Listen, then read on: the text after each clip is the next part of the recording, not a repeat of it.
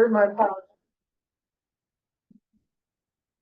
Check on something I got up here. Has everyone had a chance to review the minutes? Yeah. Could you have a roll call? Oh, first? sorry, I apologize. I thought you guys had done it. Roll call. Constable Petty, Chair. Yeah. Thomas Lund. Ron Lewis. Tamara Stoner. Angel Ramos. Rodney Pratt.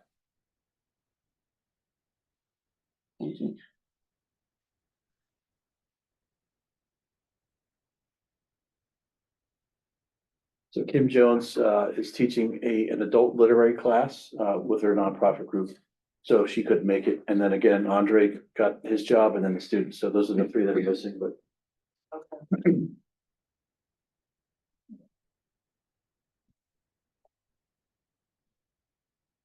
Just to be a little bit clearer, why would Andre's position be a conflict of being? Was it a conflict or was it just gonna be too busy? I think he felt that it was a conflict since he's prosecuting cases that we may bring to him. I mean, I would have been okay with it, but plus, you know, Thursday nights weren't working for him, right? So, no, I think he was a little, and that is that's a hard job up there. They're incredibly understaffed and overworked, so.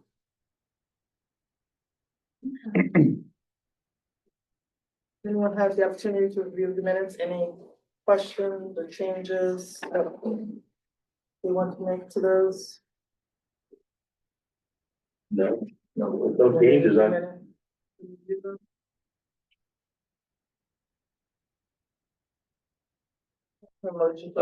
make a motion to approve the minutes. You have a second? Second. All in favor? Aye. I'm sorry, who seconded that? Thank you.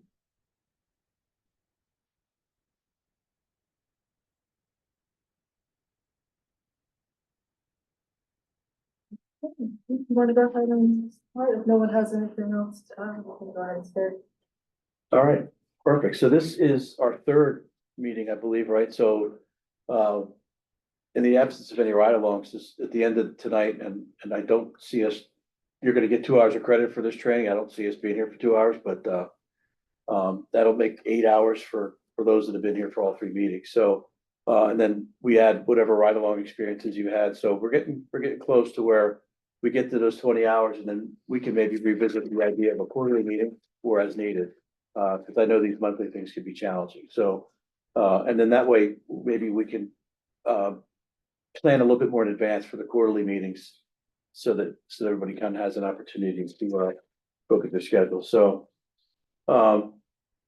in this segment, we want to spend some time reviewing internal affairs. So this is what we're going to review is our city, this agency's internal affairs policy, but it does mirror a lot of other policies, particularly DSP's internal discipline procedures. So before we get started, one of the things that one of the reasons why we highlight this is because in all honesty, the way that we handle our business became a focal point for a lot of the reform discussions over the last few years. And there was a lot of, in our opinion, misinformation about how we policed ourselves. There is, and a lot of it, and I've said this in our first meeting, when we brought legislators in to see actually how we do this, it really had impact on their ability to, or willingness to work with us to draft legislation that actually made sense with respect to reform. And that's the 205 and 206 bills we talked about during day one or our first meeting. So, and I'd be happy to do a brief presentation for you at some point just to kind of summarize that. But those are the police reform bills that hit that Mimi really was inspirational in getting passed. When I say the word internal affairs, what's the first word that pops into your mind when you hear that? What are you thinking? Anybody? They typically investigate within the unit or the organization or the, if it's police or whatever, to investigate or if something went wrong. It's actually within the organization. Right. So they do an investigation into what happened to see what, Right. I kind of, first thing comes to my mind is it's kind of, it's a negative. Almost negative because it feels like, um, they have this department and which they're trying to do, they're doing their jobs. But at the same time, I guess the rest of the group, of the agency just feels bad that they're being criticized, for what they're doing. I mean, I believe that it's needed, Yeah. but the first thing comes to my mind when I hear internal affairs is a negative tone. So that's kind of the answer I was hoping to solicit, was a negative connotation that's associated with internal affairs. And look, most of them have, they're there, these things are initiated because of a negative issue. Sometimes they're not always accurate. So that's kind of what we want to get to. But there are other aspects to the IA that don't necessarily have that negative connotation, especially when it's been resolved. So, but, and I didn't get fancy with this, with all the fly-ins and stuff, so we're gonna just, roll through this, but, our agency, the way we set up our discipline procedures is we initiate, or we identify an internal affairs officer. So if you go back to our first meeting, we outlined what our agency looks like, right? There's the chief, then I have an administrative captain and an operations captain. That's really kind of a powerful thing to have, is to have two staff officers that do two totally different things. And we never, that's really, in the history of this place, it's kind of a relatively new concept. It used to be a chief and a lieutenant. That lieutenant wore all different hats, and that's a dangerous thing. So in our agency, our operations captain, or Keith Dempsey, is our internal affairs officer. He's been through a series of trainings that deal specifically with the internal affairs. And there's a handful of reasons why he's trained. One is he's got to recognize what the procedures look like. We have to follow steps. Those steps include a lot of due process. So what House Bill 205 did was to change the name from the Law Enforcement's Bill of Rights to police officers, due process, and accountability. We made that change kind of to kind of direct people around this notion that we had some kind of secret Bill of Rights that nobody else had access to. But all the Bill of Rights does is give us due process. And I think I shared with you all the story about when I came back from a horrible event, family, and I was suspended for 8 hours, and I had no due process, right? So that's where this came from. So this IA officer needs to know those procedures, because if you break the procedures while you're investigating it, you run the risk of not being able to sustain an act of misconduct that we would want to sustain otherwise. So they typically come from the command staff, as I say, and in this case, it's our captain, especially smaller agencies. The larger agencies have a unit that deals with this. Their job is to review all the discipline and then to maintain the records. So we have personnel files, and then we have internal affairs files. The internal affairs files are never touched. What goes in there stays in there. And the personnel file may have a summary. So if you were to look at my career, you would see back in 2001, I was suspended for a crash, and it'll say 8-hour suspension, crash. It won't give details. Written reprimand, paperwork, or whatever the charge may be. You're not going to see all the details. But if somebody were to come do a background on me, they'd see how many times that I had been disciplined. Now, as a result of this new law that we agreed to, we have to give access to our IA files to any agency that looks at our officers. Most of us were doing that to begin with. Some weren't, because there were the language in the waiver forms that we signed. They weren't specific enough to ask for that. So, and agencies were sued for sharing that information. So a law was passed that makes it a requirement, which is good for everybody. We don't want to be passing off bad officers to another agency.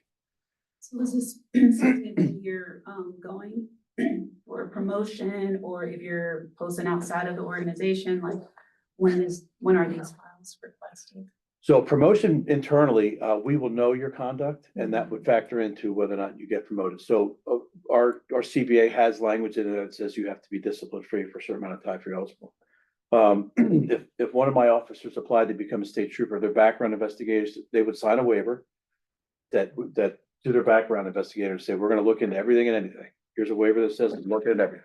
They sign it and then they would come in and meet with the IA officer and he would, we don't give it to them. We'll put them in a room and say, there's their file, let me know when you're done. So, and then they review everything. What trips a lot of police officers up is if they omit something, that would be obvious. If you forget the fact that you got a written reprimand 20 years ago, I can see that, but you know, a healthy suspension for a pretty serious, case of misconduct. If you omit that on an application, that's pretty much an automatic disqualifier. So that's how that would work. I'm sorry. Yep, that's okay. Trump's new law where he just got rid of some database that goes in for police officers who've had reprimands, is that going to get affected at all by IA investigations? So I don't know what, this is very recent. Yeah. Yeah, so we support that data. I mean, I do. I gotta be really careful because I speak for the chiefs, but I haven't seen the language in that yet, but there was a database that was established a couple of years ago that has a list of all officers that have been decertified. Mhm. So it goes into a national database. I don't know about a database that highlights all the discipline. I mean, that would be crazy. In this state, what we have is we share discipline with Post, and then Post can do what they want with it. But the serious misconduct cases that have been identified, the 5 things that you, if it's sustained, we have to supply a detailed summary of what happened and then give it to Post, and then they post it online. And I'm going to show you what that website looks like. So, but I've heard something about this, but you're going to see in a second what I think he's looking for us to do, and the state's doing it. I just literally sent my internal affairs summary to the Criminal Justice Council, which they're going to post. So I think that might be what you're talking about. So it's the job of the IAO to review all the discipline and maintain the record. So even if a supervisor disciplines one of their subordinates, the IAO is going to look at that and make sure that they follow procedures and that they handled it the right way. They're also responsible for conducting the internal affairs investigations. It's not an easy job, especially if there's, a lot of, especially now with all the video and stuff, there's a lot of work that gets done in that. They're responsible to intake all formal citizens' complaints, and I'm going to review that process with you in one of the slides. This person reports directly to the chief of police, and then they maintain what we call a personnel early warning system. We developed this a few years ago. A lot of agencies have this now, and I'm going to review with you what that looks like. But this basically is a system of points that if an officer triggers a certain amount of points, we're going to stop and review everything that's got to that point that made it trigger to see if we've got any kind of issues. And we'll talk about that in a second. Any questions up to this point?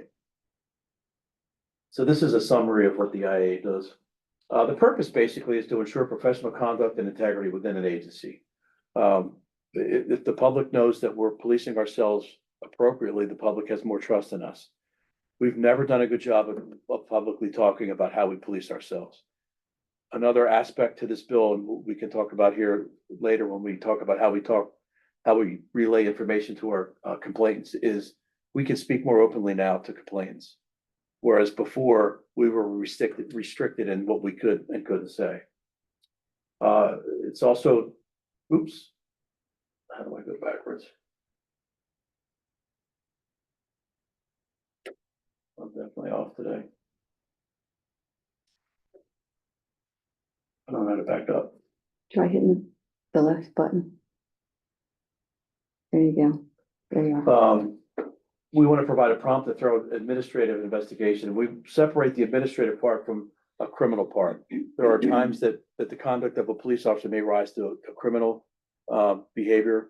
We would separate the two out. So somebody would run a criminal investigation, but the administrative part stays with the IAO. And it's a function that the command has that can basically ensure that all of our policies are being adhered to. So knowing when you come into this job, you know that you're gonna be held to a higher standard, you're gonna be held to all these policies and procedures and rules and conduct. And knowing that at the end of this, if we're not complying, that you run the risk of discipline. So we break discipline into basically two types. There's a formal discipline, which is any disciplinary action that can range from a verbal reprimand all the way up to dismissal. But within that formal discipline, we have a summary discipline and a major discipline.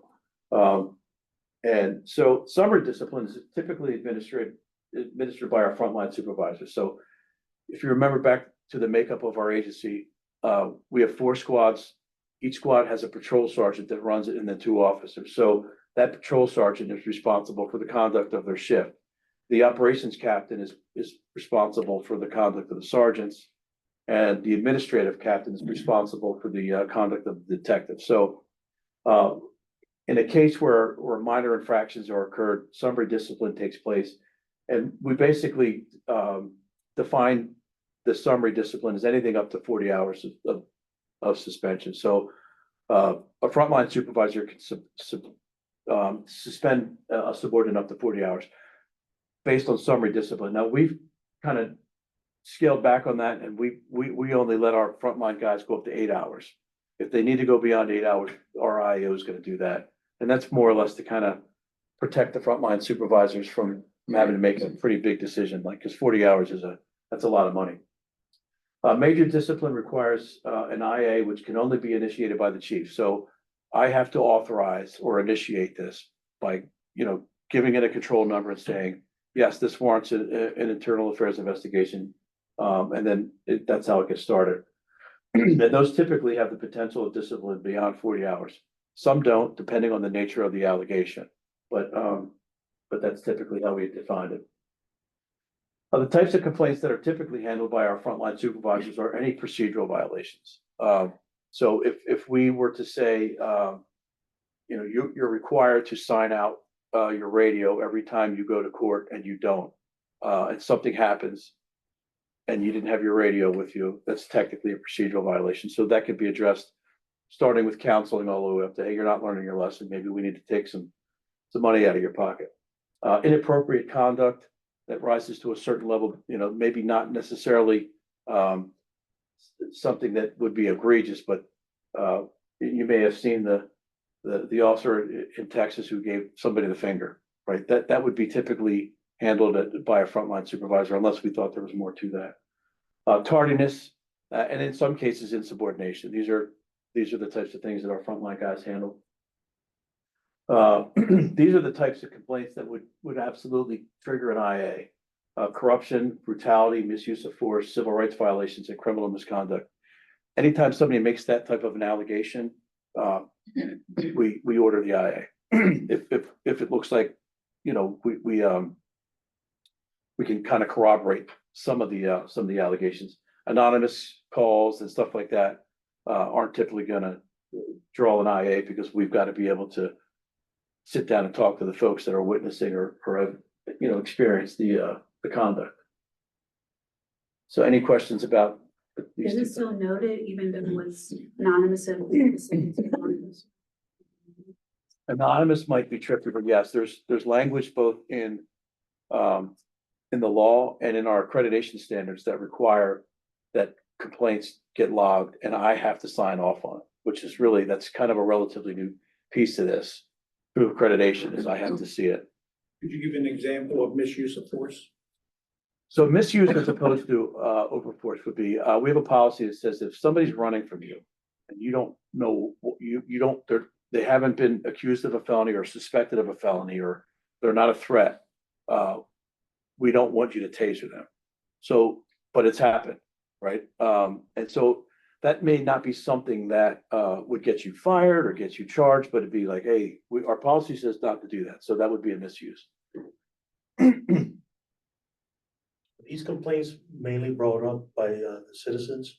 So I'm going to show that to you in a second. But yes, that's a great question. No, most of our discipline is internal discipline, which is another reason why databases like what the president is suggesting is actually going to help our narrative. We police ourselves more than anybody else does, and more than anybody actually thinks we do. So, I I should be able to show you, a graph of that. I don't know if I've submitted this yet or not to my own website, but I think to this point, we have, we had maybe 10 disciplines this past year, that were internal, 2 citizens complaints that were actually unfounded. And they were cleared with body worn cameras. So an allegation was made that once we watched the video, we're like, that's just impossible. So that's a great question. Doesn't so let me see if I understand, because I watched a lot of Law and Order.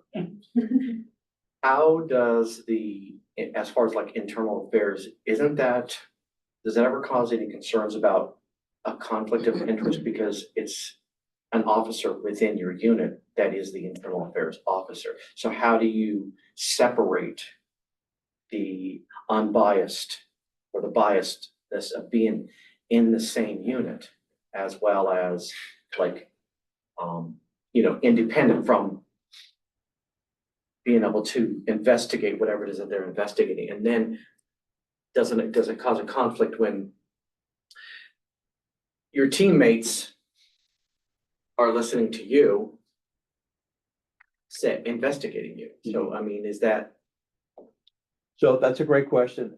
It's one of the concerns that some of the activists had about whether or not we should have civilian oversight. So the first thing I'll say is there's nobody that has more desire to fix an issue internally than we do. We don't want that public narrative that we're not doing it right. And that is a common theme in most agencies.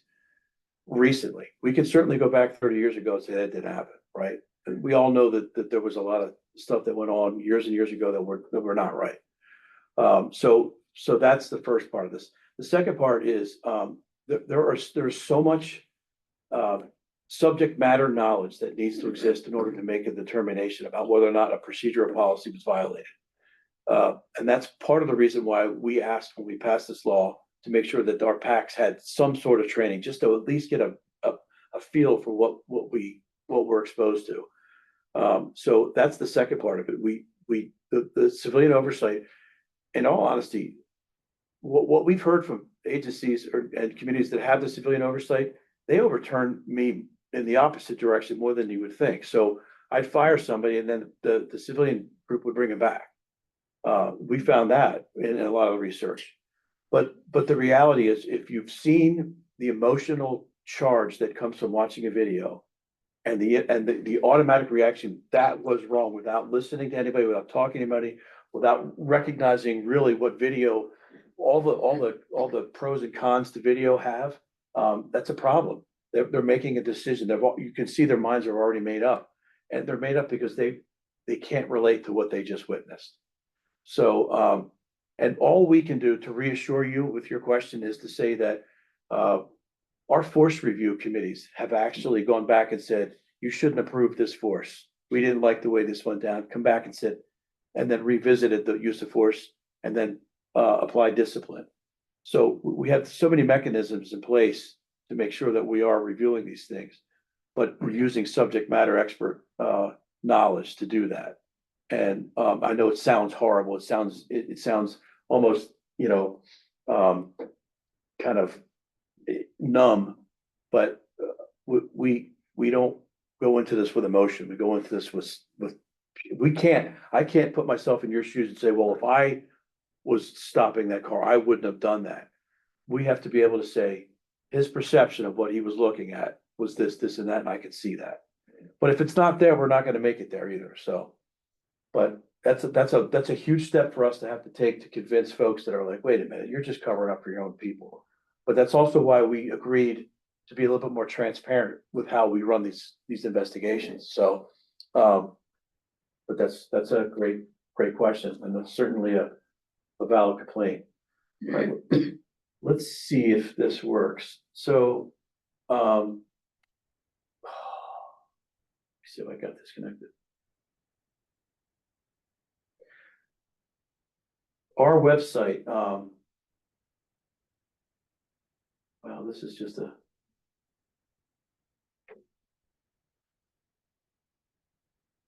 here we go.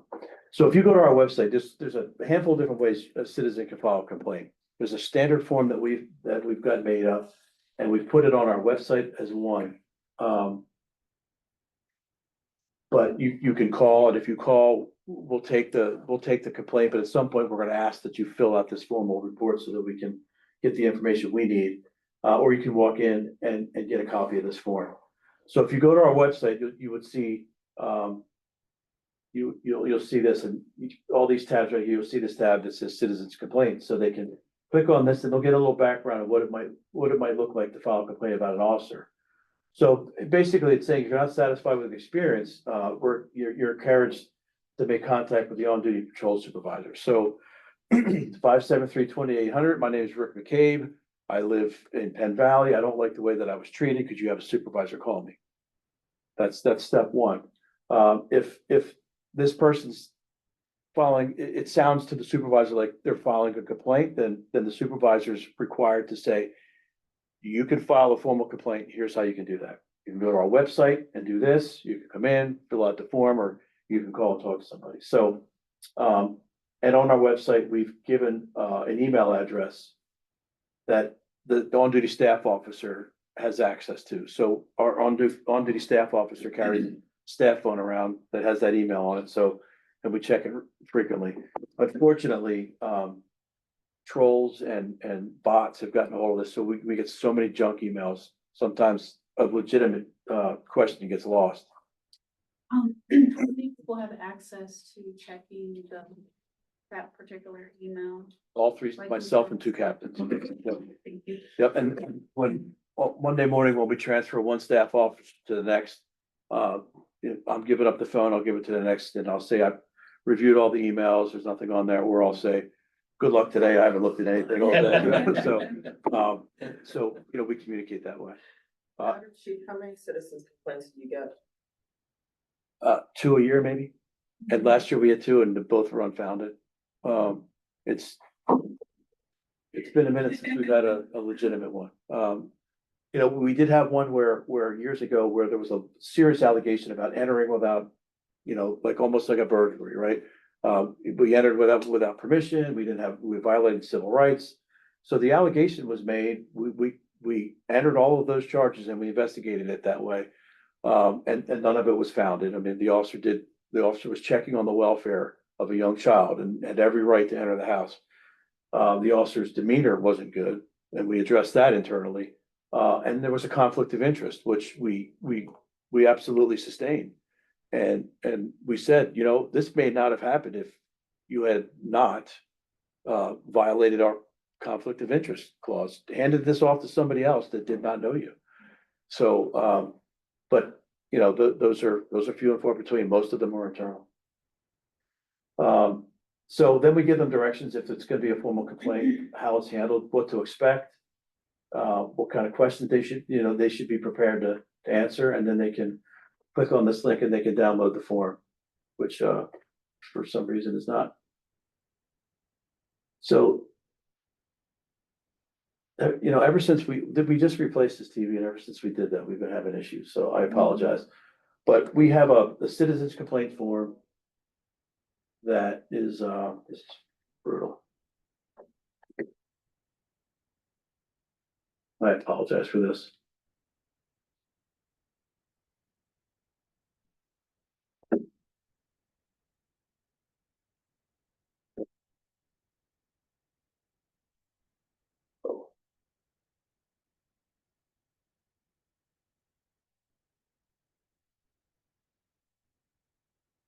Long night. So when you fill out the citizens form, that is, the key part to that is I have to see it, I have to sign it. So there's no, once you fill it out, there's no, this is wrong, this doesn't make any sense, we shred it. Even if we know that it's not a legitimate allegation. Once it's filled out, it's a part of a record that we keep. And then we're gonna record it in a log, so that at the end of the year, we submit the fact that, X amount of complaints were filed that year.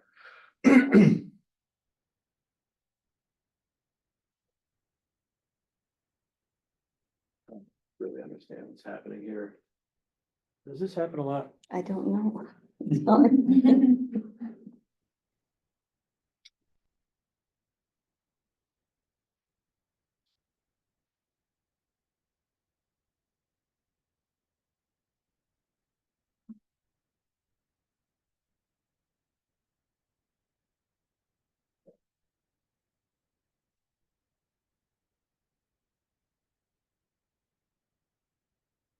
All right, well, that's rebooting. So once the form's filled out, it's gonna go to our, we've identified Captain Dempsey as the internal affairs officer. He reviews the form and then conducts the investigation. So even if it doesn't make a lot of sense, there's still going to be some type of an investigation. So now the first thing we do is we take a look at body worn camera. And we have a separate log that we keep for any complaint that's been cleared with body worn camera. And a lot are cleared that way. So, you know, that's typically where it starts. If, you know, if that doesn't work or we think there's an issue, then we start the investigation. And that's where due process comes in. And that's where we have to follow not only our own procedures, but those procedures are kind of crafted based on the law that gives the officer due process.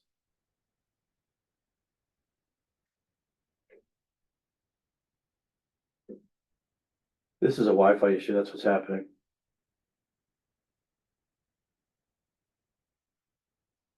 So.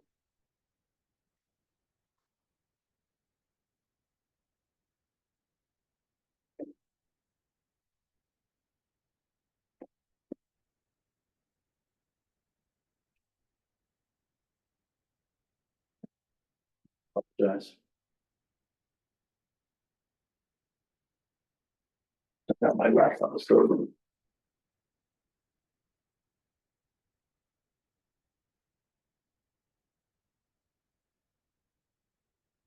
Cyber attack. Yeah.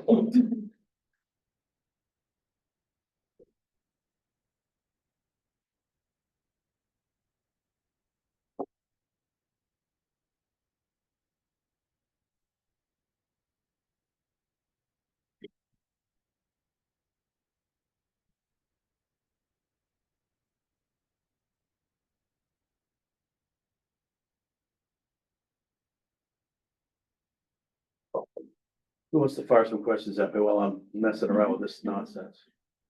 So is it required for every officer to have a body cam? And what do you do when the body cam is not turned on?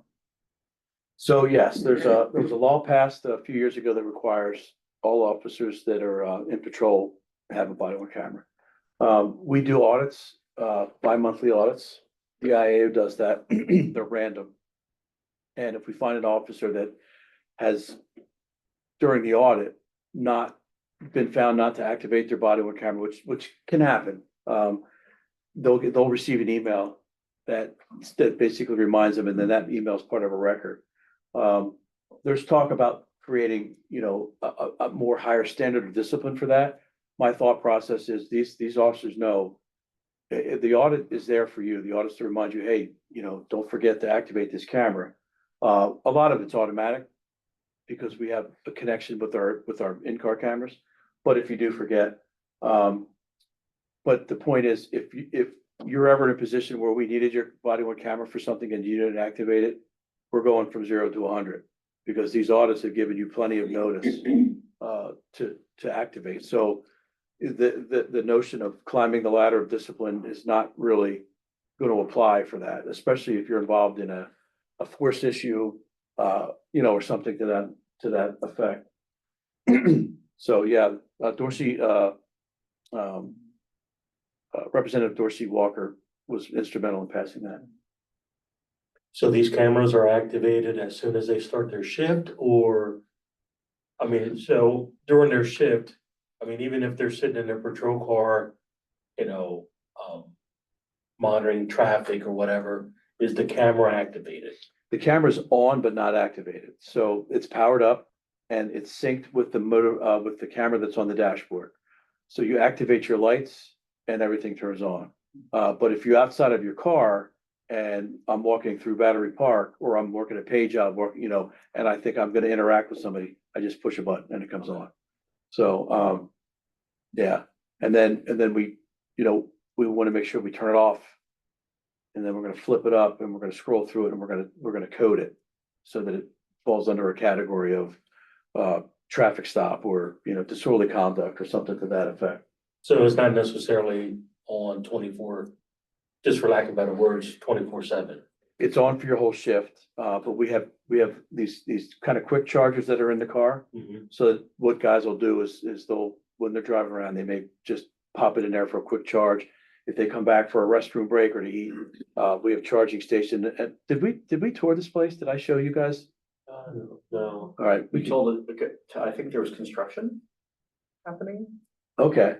so no, we didn't. Yeah, that's about 90% show. So if we get through this madness here tonight, I'd be glad to walk around, but I can show you those charging stations. It's where we start our shifts. We walk into this, we get our car keys, we get our radios, we get our body worn cameras, and, you know, we look at whatever. What happens when beyond the officer's control, the camera experiences technical difficulties in the middle of something? Do they have to, do they just continue to keep, do they ask someone to step in to help or get you another camera? Or, you know, is there ever an issue where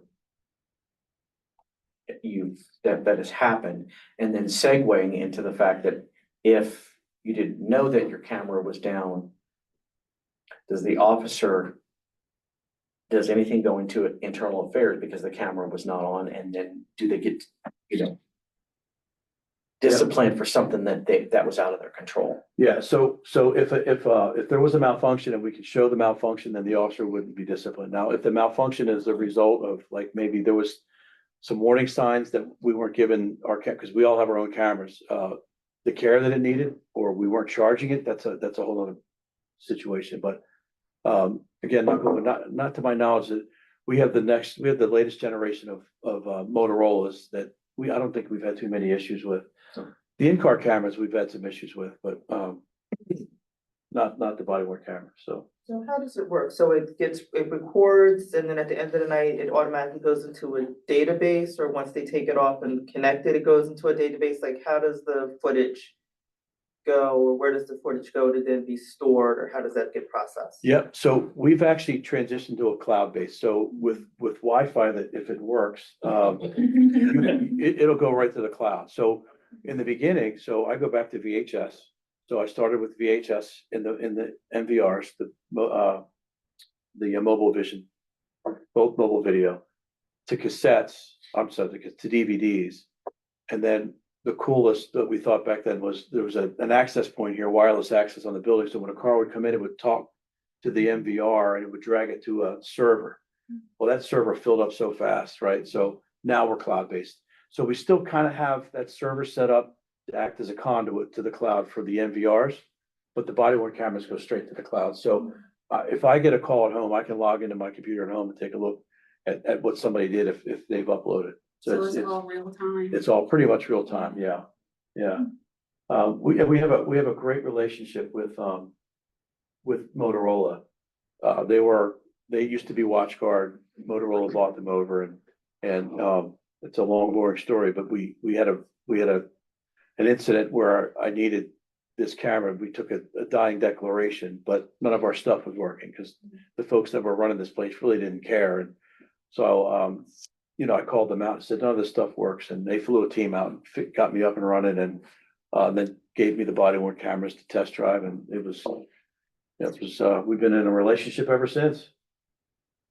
So, I think I'm almost got this fixed.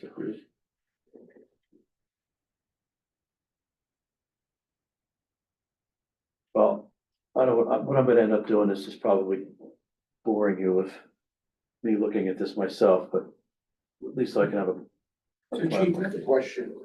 What do you recommend, because we have a couple guys that are state troopers and, you know, you hear different things, but what do you recommend for a person who gets stopped at nighttime that would help to diffuse any type of threat to the officer? So, that's a great question. I know there's a lot of talk about, the ACLU and ODS floating around telling folks, know your rights, right? What we want to start having conversations about is, kind of know what to do and when to do it. Right. So,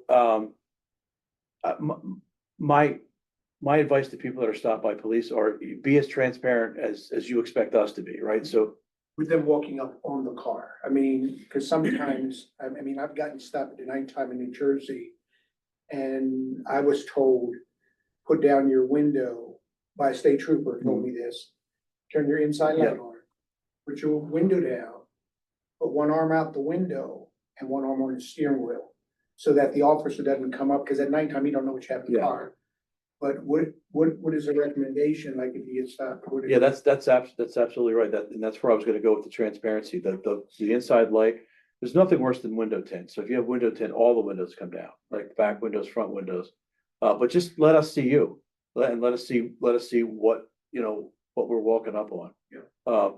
So, but not everybody knows that. We recognize that is the most uncomfortable 10 or 15 seconds you'll ever have, really in your life, when you walk into that unknown. It's like, what did I just get into? But when you see the window down and the compliance, that's very helpful. Yeah, that's great if you're a guy, but if you're a female, I'm gonna be very reluctant to put my window down or do anything until, until I know whether or not you're really a cop. Yeah, So I don't like, so for a female, I don't know how, if I would do. I've told my son and daughter that because they have waivers of tints on their windows because of they wear glasses. And I told them to put all their windows down because I had an officer stop me in Baltimore and my wife were in the car and my windows are tinted and I have a big SUV. It's all black, so everything's all black. And when he came up on me, he was very hostile. And I said to him, because I had my music on, I didn't hear him. And he was very hostile. And I said to him, I apologize like 5 times. And then he said, let's start all over again. And he said, I'm officer so-and-so. And I told him, and he kind of let me go. But Yeah, I'm just thinking of the security piece for a female to just drop her window down without really knowing who's see lights. really, well, I mean, anybody can buy lights. Yeah. But, I mean, buy anything these days. It's not, it's just one of those things where you know. well, so I guess what I would say is, at some point, you're gonna have to put your window down to talk to us, right? So, if you see a uniformed officer, and I'll be honest with you, one of the things that I changed right out of the chute was, I had a very small period of time where the guys here didn't want to work nights, they didn't want to drive around in marked police cars, and they didn't want to wear uniforms. I'm like, so maybe McDonald's is a good spot, right? But, so my message to them was, we need to be visible. Our visibility is an absolute deterrent, but people need to know who we are when we're walking up to their front door. So the uniform is very important to that aspect. So, yeah, I would say we are taught to expect that if you're not going to stop right away because it's dark, then you drive to a lighted area. Drive to a parking lot. Not at 90 miles an hour, weaving in and out of traffic, right? But, put your hazards on, just so you acknowledge that, hey, I see you, maybe a quick wave. But, and look, are we all gonna respond the right way? No. What you got was not, that's just, what I want to say to guys like that is that, this may be the 100th person you stopped, but that might be the first time you ever interacted with a police officer, and that's gonna be your impression. And it's the hardest thing to teach young guys because you get jacked up inside and you start to get, and I am just as guilty when people aren't compliant. It's like, well, what were you thinking? I don't want this to get any further than it did, but, so yeah, I mean, there are different ways to make yourself feel more comfortable being stopped without, without leading us on a wild goose chase or without putting yourself in a place where you don't feel safe. I really don't know what happened to this computer, but this was let me bring us back up. Can I ask a question? So what is the protocol? I mean, we all watch a lot of TV. But when you're stopped and a policeman approaches your vehicle, and they just say license and registration. I mean, we're well within our right to say, what do you need it for? Like, why am I being stopped? But should they not be approaching the vehicle explaining like why you're being stopped, or what, like, shouldn't they be addressing us and telling us you're being stopped because your lights are out? Yes, Blah, blah, blah, blah, blah. Yes. License and registration. Like, Yes. what's the process? so we want our officers to say, hi, I'm Officer McKay with Newcastle City Police Department, I'm stopping you because you just ran a red light. Right? That's what should be said.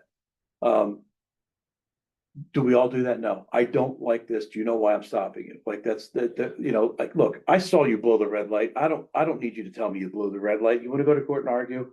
I win, I win, I lose. I'm certainly, what I try to discourage our guys from doing is getting into an argument on the side of the road. So if somebody's like, I didn't run that red light. Okay, I appreciate that. I saw it. You're gonna have an opportunity to make that argument, but not here. And you know, if you give me what I asked for, let me do what I gotta do, and you'll be on your way. And if I'm wrong, I'm wrong. You show me I'm wrong. I've been wrong before. So, but yes, and there are absolutely times when we didn't do that. We didn't say anything at all. I mean, but that's what we want. Yeah, because I'm asking because when I was new to the city of Newcastle, I got pulled over outside here. And the officer came up to me and he was stopping me because he said the frame around my plate, he could not see the year, right? The tag year. So but he didn't say that's why he was stopping me. So I don't get stopped often. And so he kind of I was startled. I get a little frantic if I see the lights and the thing, you know what I mean? And so when he approached my vehicle, he asked me for license and registration, but he didn't explain why. Now, this was years ago. This was not anything recent, but I had my kids in the car. So I was just like, why didn't he just tell me that was Yeah. why? Or So- I would have been more calm, Yeah. you know? Yeah. I will, in all honesty, I've been doing this job for 30 years. When a cop gets behind me, I pay attention. I mean, I do, it draws my attention, so I get it. So, yeah, we need to do a better job. We have to tell people why we're stopping them. We have to put people at ease. There's a movement out there to get us away from making car stops like that. I'm opposed to that because I'm also opposed to fighting against pretext stops, because that's really how we make a difference in a community when there's a lot of crime.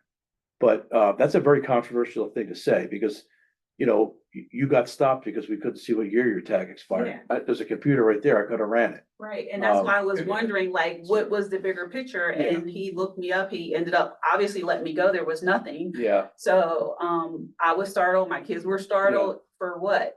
Yeah. And so I just didn't understand it, but again, that was years ago, not under your purview. well, hey, look, I'm not saying, you know, that doesn't happen now, I'm sure.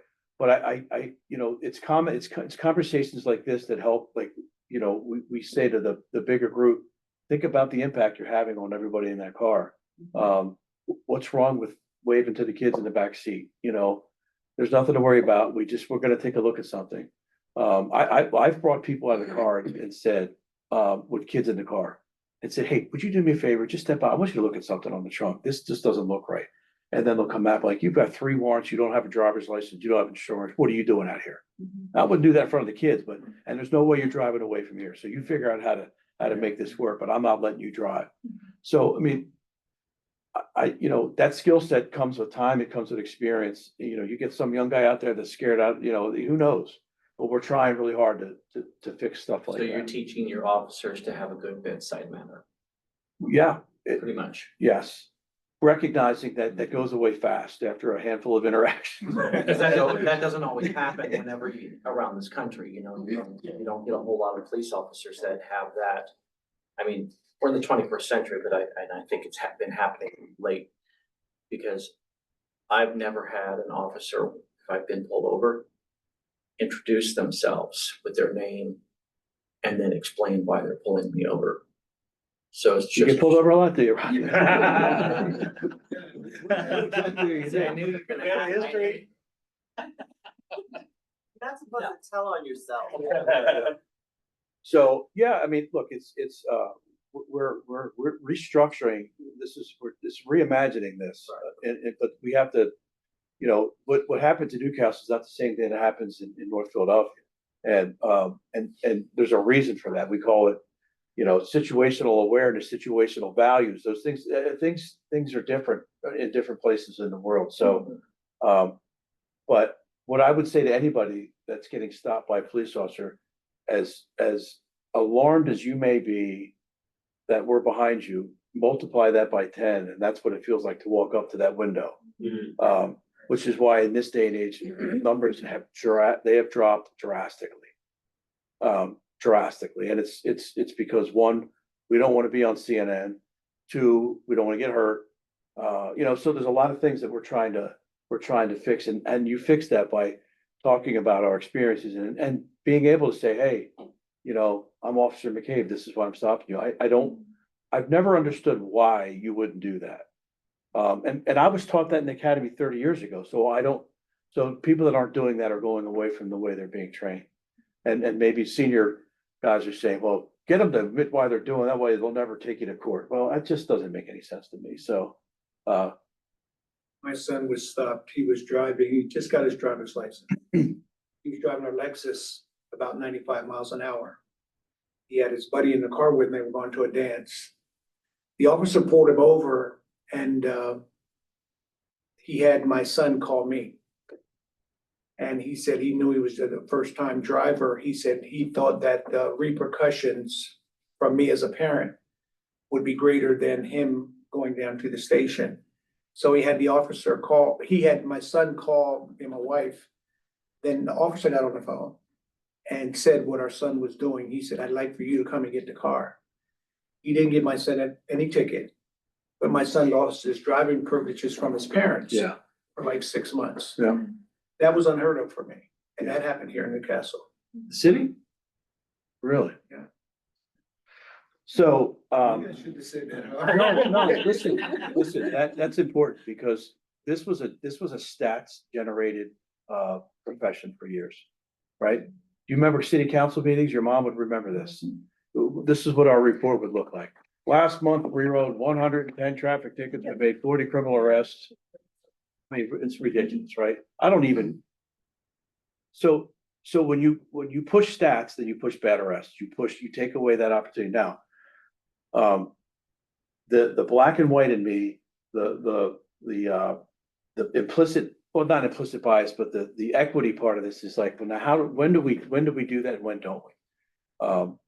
I should share this with you, but I will. Many years ago, I was working a pay job at Amazon, and it was a long job, and I decided I was going to go get a big Coke at McDonald's. So I got it, and I had to go south to make the U-turn up 13. So I have a green light. I'm making the U-turn, and a tractor trailer blows a red light, almost killed me. And there's 24 ounces of Coke all over me, and so I light him up, and I walked up to the window. And I said, "You want a ticket or an ass joint?" And he said, "I'll take the ass joint," and I gave it to him. So, but if you were to say that now, it'd be like, there's such a there's such a push to collect as much data as possible to show who we're stopping, when we're stopping, where we're stopping, why we're stopping them.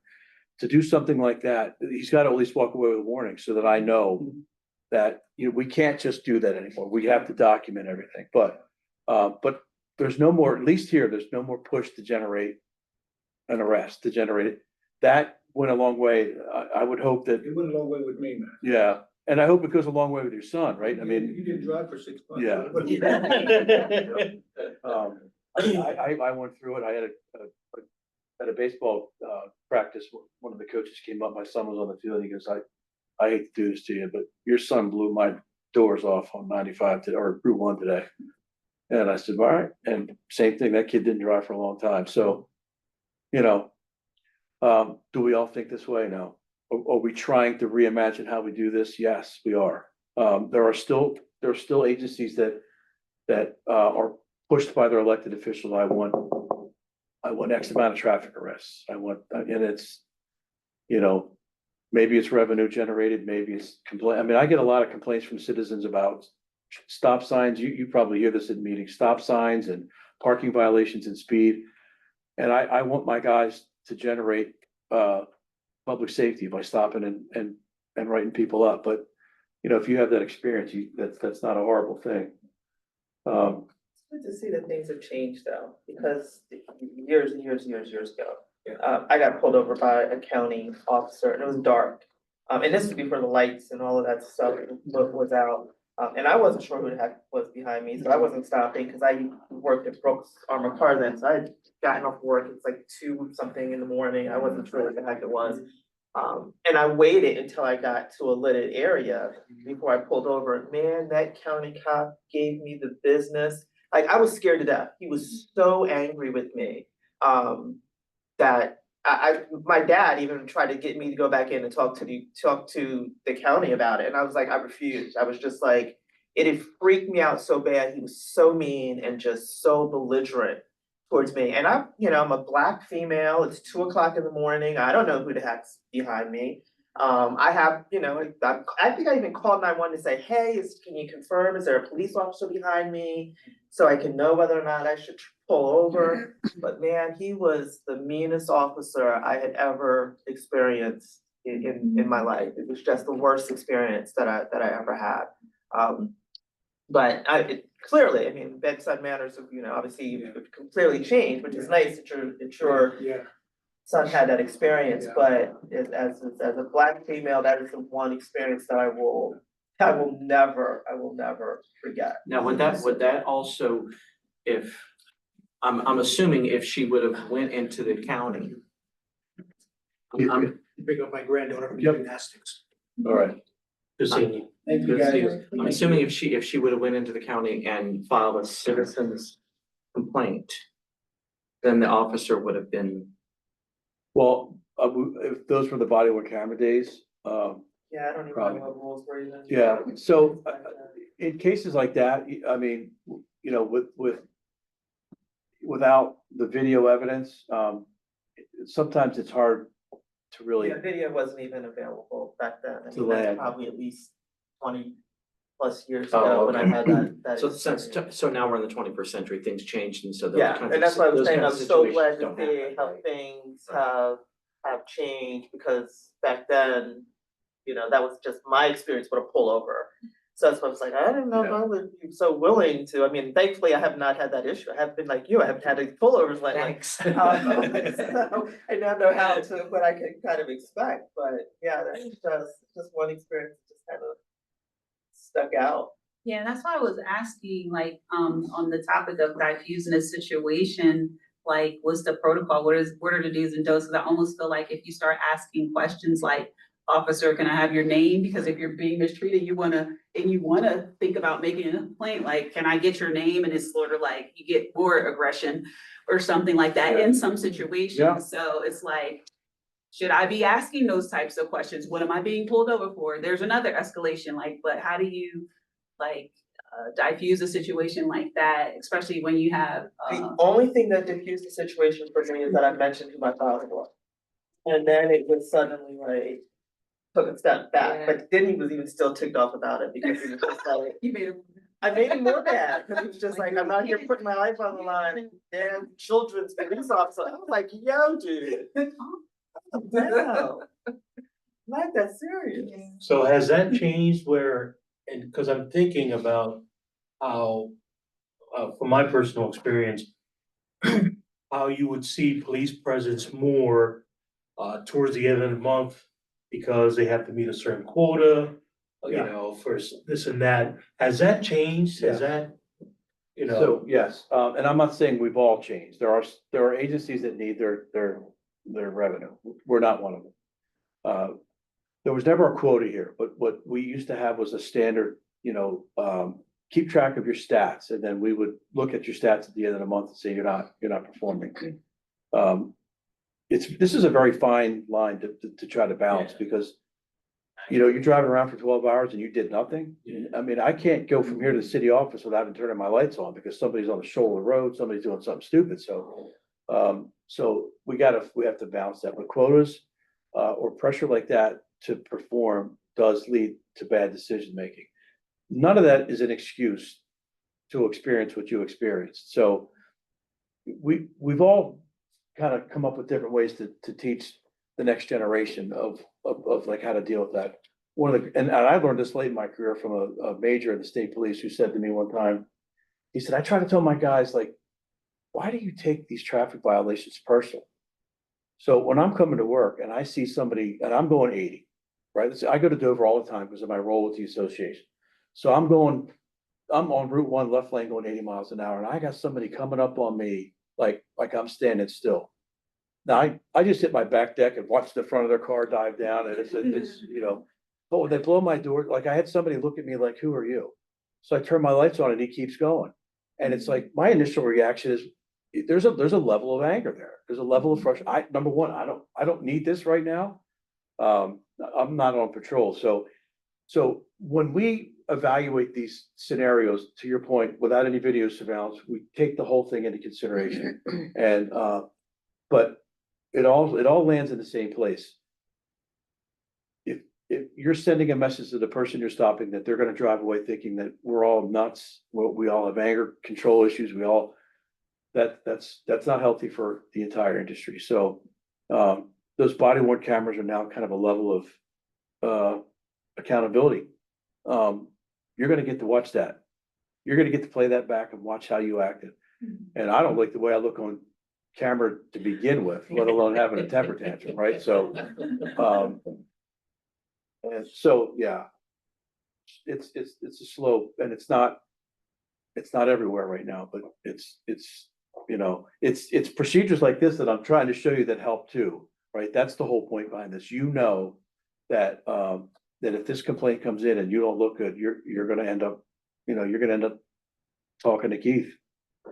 So, I'm gonna give up on trying to do this PowerPoint, but, so what I wanted to show you was that, we are basically governed by a handful of different things. So the first thing I wanted to show you is this is our code of conduct, right? So in this code of conduct, basically, we adopted this in 2021. I actually had the privilege of sitting on a committee that built this based on a handful of other agencies' code of conducts. Ours was all over the road and made no sense. This is helpful for the officer because it's categorized in the right way. And, you know, I would have brought this up in here, but the way that it's set up is there's a table of contents so that, if it's like, insubordination, you can go right to that. Each category comes with a group, right? So, let's just say, neglect of duty can be anywhere from a group 1 to a group 3. Aggravated circumstances may factor. Is it a second offense? How egregious was the neglect of duty? It's going to be subjective for us to decide what group we put it in. But once we put it in a group, we're now bound by a matrix of discipline. So I'm looking right now at a group 3 offense, second offense within 24 months. So this officer is at the very least going to be suspended 40 to 120 hours and could be put on probation and could be demoted, right? So, and it's just telling you this is how to handle that. So this is the first thing that kind of gives us our guidelines and tells us if you're out of line. Does that require also additional training on top of that they have to go through, or is it just? To acknowledge this? No, if they get a reprimand or any type of code of Oh, conduct, does that? yeah, training, retrain is a form of discipline. So in the case where, the misuse of force, we would have sent that officer back through TASER training again, right? You know, if in a case where, if I had evidence that somebody treated you that way, I may send them back out just to kind of send a message, but on FTO to be supervised by somebody again, to see what your problem is. Or maybe find some kind of a class that the state police puts on for, traffic stop protocol, something like that. So it's absolutely an element to this. And you make the final decision as to what happens to that individual, like what kind of reprimand they receive. So it's your decision, right? So everything comes before me and I sign it, but yes and no. So for summary discipline, if a patrol officer decides to offer or issue a written reprimand, I'm typically just acknowledging that that's what happened. But yes, it is mine. Now, it's not the end all be all, and that's what I was gonna get to That's with what I this. was gonna ask, with cause I'm this- like, if you get into a conflict or you can't make the decision because of the extenuating circumstances for whatever reason, like, is there a higher power or authority that then comes in to help? Yep. So what'll happen is if I, let's just say, I have an internal affairs investigation that comes before me, and there are 4 levels of basically results: unfounded, exonerated, sustained, or not sustained. If it comes before me sustained, and the penalty is anything greater than a written reprimand, the officer has a right to appeal this and have a trial board. So I would reach out to the Criminal Justice Council and say, I need 3 police officers to put a panel together to hear this case, to decide whether or not this should have been sustained. So that's their appeal. If a supervisor gives them a written reprimand, they can appeal it to me, and then I would hear it. I haven't had that happen yet. So in a case where there's a significant suspension or a dismissal or a demotion, once I sign off and agree that, yes, this is right, I agree with the investigators' findings on this, I agree with the penalty, and I send it back to the officer, I'll send them a letter that says, you've got 7 days to file for a hearing with me called a show of fact. And the show of fact, typically they'll come in with their attorney. I've had a few of these. The attorney will come in and they'll say, hey, look, this is our side of it. I've had cases where the show of fact has come in and I've dismissed parts of it, but sustained others. So sometimes they're effective. So there are definitely elements. There are definitely different mechanisms in place to protect the officer. The other thing I was going to get to was with the dismissals. And I don't know if we're up and running now. When somebody's dismissed, they have the right to appeal that again through a hearing with the CJC. If the CJC will not change our ruling with discipline, they'll just decide whether or not the violation actually occurred. If they uphold that, then the officer's certification is now in play. So the Police Officer Standardization and Training Commission maintains those certifications. So I'm going to send a letter down to Post, and I'm going to check a box that says this officer no longer works with me because I've dismissed him. And here's why I dismissed him. That officer will get a letter from Post saying, if you want to have a hearing on your certification, you could do that. So they schedule a hearing in front of a small panel of the commission, typically 3 members. I'm gonna sit on one next week where they want to argue that I shouldn't lose my certification. And then that panel will decide whether they should or shouldn't. And if that panel agrees that they should lose it, then we go in front of the entire commission and say, here are the facts. And then the commission votes on whether or not they lose their certification. And if they do, they go into an index that says this officer lost their certification. Is that county or state? That's everybody. It's a state, the certification is a statewide So certification. so it's under the state? Yeah. Okay. Yeah. So the Post Commission falls under the Secretary of Homeland Right, Security. okay. Wow. Yeah. So and that commission was reformed under 206. So we talked about House Bill 205. 206 built the new post. So it used to be the Council on Police Training that the state police ran. And in the interest of transparency, the state police gave it up, called it the Post, which is more in line with the rest of the country, police officer standardization and training. And the Post Commission is basically made up of a mix of sworn and non-sworn. So like the mayor of Clayton, like the mayor of Dover, similar to the makeup of our board, where we try to get folks that have had adverse effects of the criminal justice system, religious folks. We get them all, so they're all members of this commission. I'm a member of the commission statutorily because of my position with the association. So it is that seat at the table that folks are looking for. So I mean, that's kind of what this procedure looks like. So this is what we're governed by. This is how we run the discipline process. So, and as much as I basically wrote this with DSP, but I still have to use this all the time. So this walks me through what we can and can't do. The other thing I wanted to get to was the difference between a criminal investigation and an administrative investigation. So many years ago, I started an administrative investigation on an officer that looked like they were stealing overtime. They said they went to court and they didn't. As I looked into it, I realized they were making a habit of this. So this now became criminal. So when we find a criminal violation with our police officers, we're going to send that information up to the Division of Civil Rights and Public Trust. We call it DCRIP. That's a relatively new spot with the AG's office. I want to say, I don't know, maybe eight years or so. They're going to run kind of an investigation up there while our agency runs both a parallel criminal and administrative.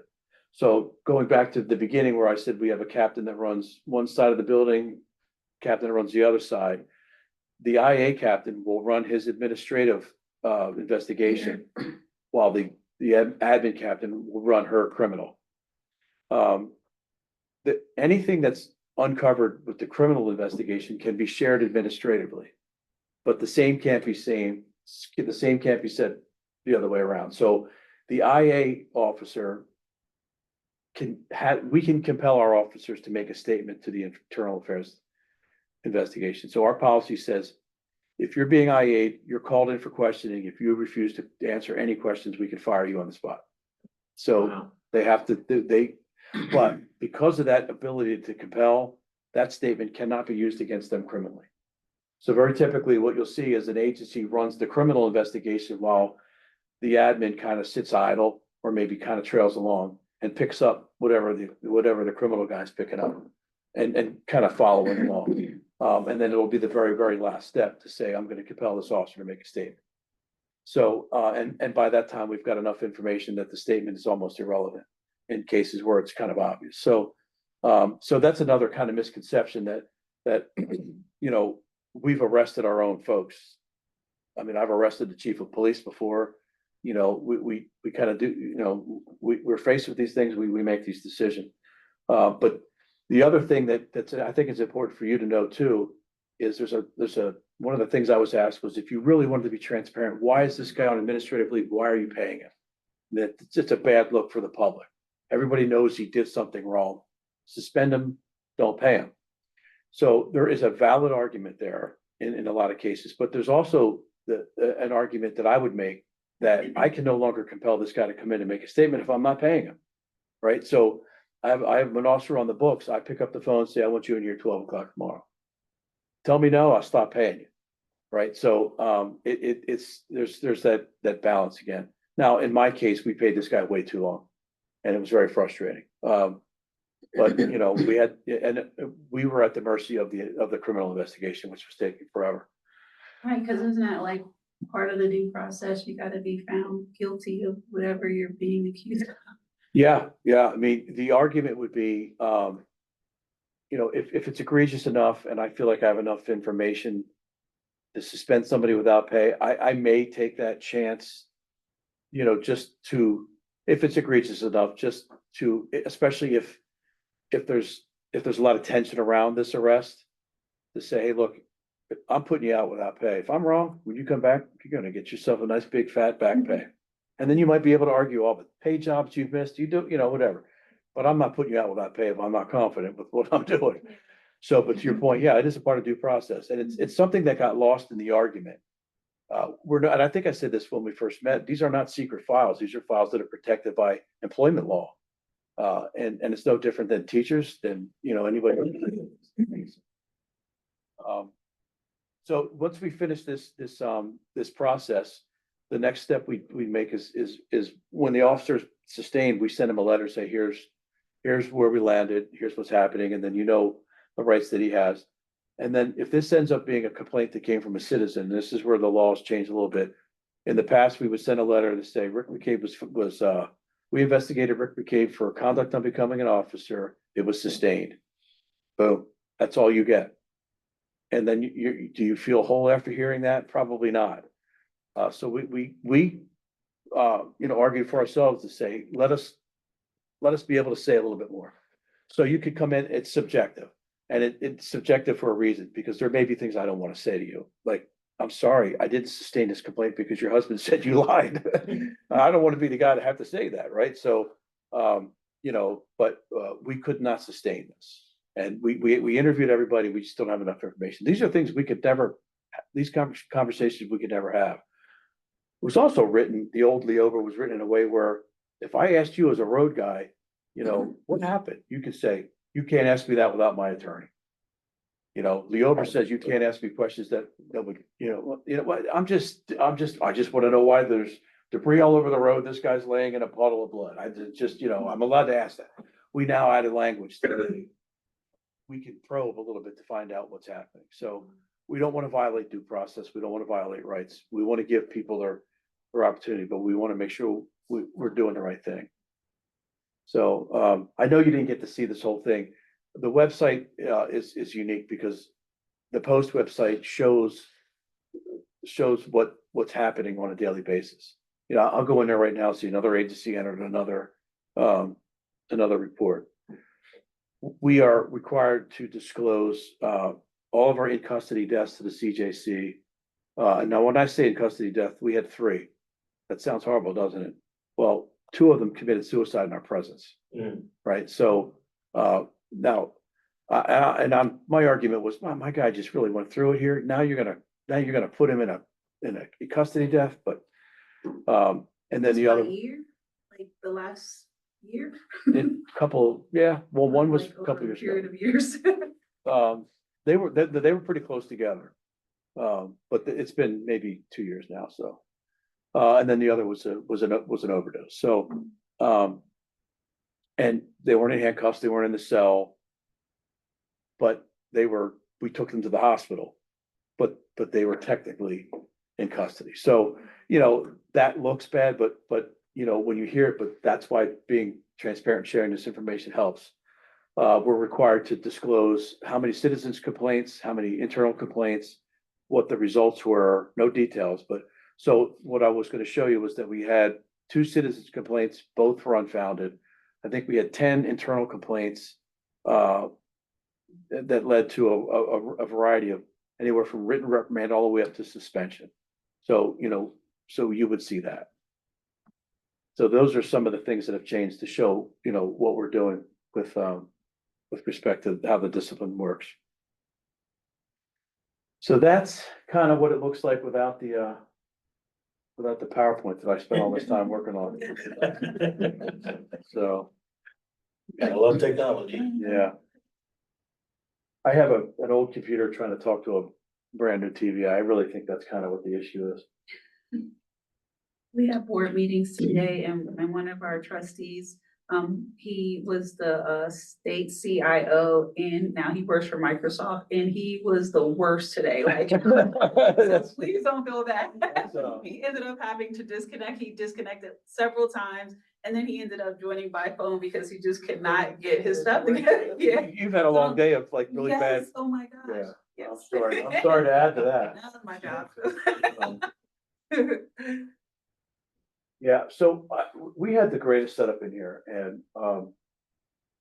we had a riot control training that the state police put on for us, I don't know, about 6 months ago.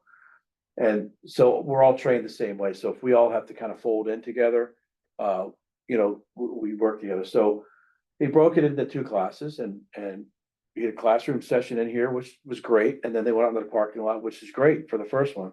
For some reason during the second one, they felt compelled to do some pushing and shoving in here and smashed my brand new 75-inch television. So and ever since then, we were having the worst luck, you know, getting computers to connect to this thing. So anyway, that's my excuse. That's it in a nutshell. If you don't have any questions, if you want to take a minute to do a quick walkthrough, I could take the committee on a quick walkthrough. And yes, Phil, if you'd like to join along. But I could show you, you know, what things look like. You up for that, or you want to? All right. You want to adjourn the meeting? Before the Are we walk? coming back? We're. No, that's it? you're welcome to adjourn. So, You have a second? First? Second. All in favor? Once we get agendas, we're gonna get better at this, I promise.